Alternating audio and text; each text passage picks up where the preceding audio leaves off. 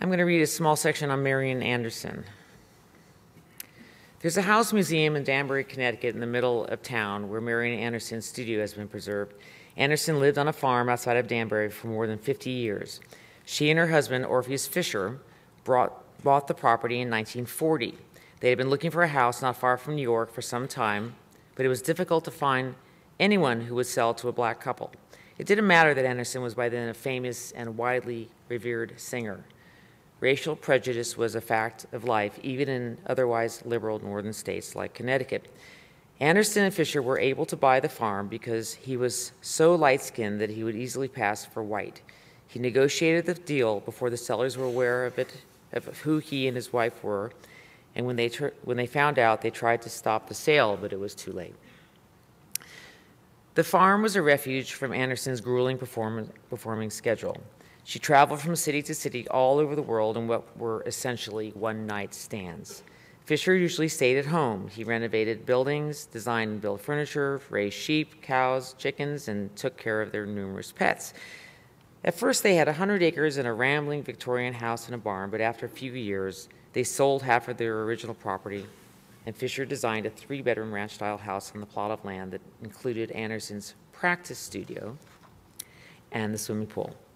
Fisher died in 1986. Anderson died 7 years later at the age of 96. And the farm was turned over to a developer who had bought it some years earlier, but had let them live out their lives there. Her studio was moved to Danbury, where it now sits on a parking lot in back of a house museum.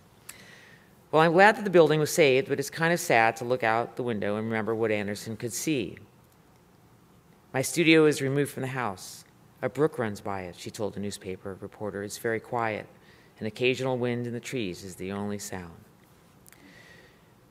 The director of the museum brought out a box of clothes, and most of Anderson's things were auctioned off.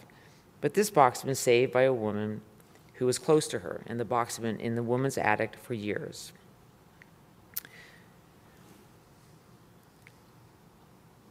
We looked through it and pulled out, that was a pretty fancy move. We looked through it and pulled out a gold dress with a red velour panel that cut through the long swirling skirt like a scar. There were sweat marks where the sleeves met the bodice. This was one of the dresses that Anderson performed in, and you could tell that it was well used. I photographed it spread out on the studio floor. There were several kimonos in the box of clothes in Danbury, and later when I was going through the photographs in the University of Pennsylvania's Marian Anderson collection, I saw that Anderson collected kimonos. There were also photographs of her in the gold dress. It must have been one of Anderson's principal concert dresses in 1945 and 1946. Philippe Halsman made a portrait of her in the dress around that time. She's standing in front of a piano, and Anderson was at the height of her fame then. She was on the cover of Time magazine. Anderson spent a great deal of time alone in her hotel room when she was on the road in the United States. And when she toured in the South, which she did often, particularly early in her career, she couldn't eat in hotel dining rooms unless special arrangements were made. In the beginning, she couldn't even stay in hotels in the South. It was not easy to work around segregation laws and customs. Anderson was never an activist, but by the late 30s, when she had become popular and critically acclaimed, she was in a position to be very important in the civil rights movement. Her performance on the steps of the Lincoln Memorial on Easter Sunday, 1939, was of enormous political significance.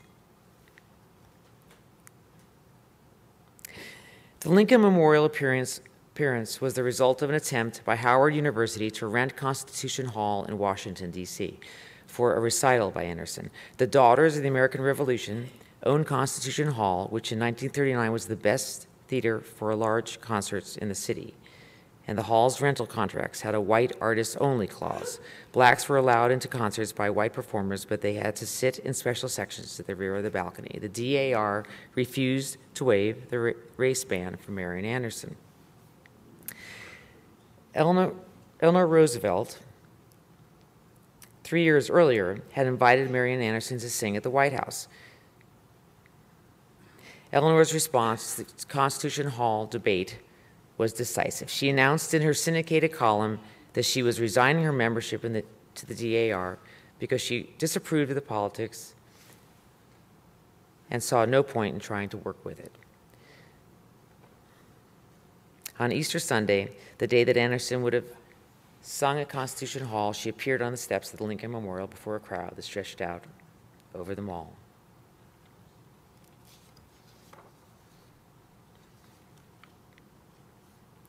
Marian Anderson would forever afterward be a beloved symbol of African American dignity, and Lincoln was transformed too. The Lincoln Memorial had been created to honor him as the man who preserved the Union. Now he was inextricably associated with the idea of emancipation.